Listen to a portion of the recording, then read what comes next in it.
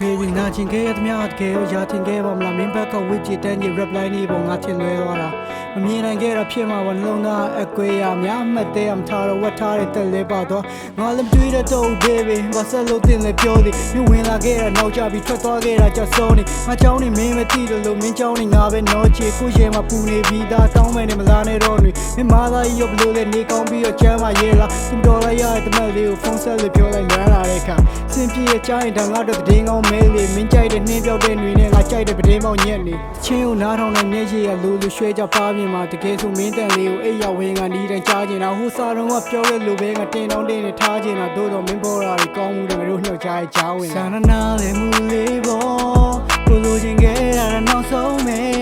နေလေနှလုံးရဲ့တော်လေးနှလုံးသားတွေကလက်ခံနိုင်ဖို့ခက်တယ်ဘိုးရင်တော့ငါလိုချင်တော့ဘွားမှာရာရာမောင်ဖုံးငယ်မငိုခင်ပြုံးထားပါညိုညင်မလား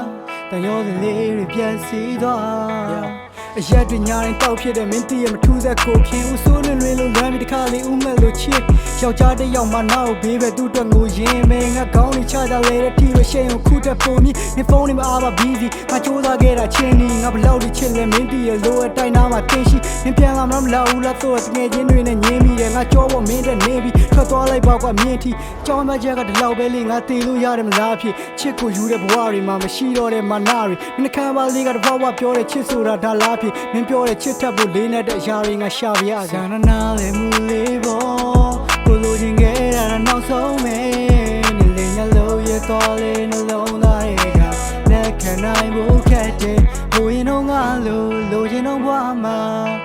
ရာရာမောင်ဖုံးငယ်မငိုခင်ပြုံးထားပါညိုညင်မလားတန်ရောစလေးတွေပြည့်စည်သွား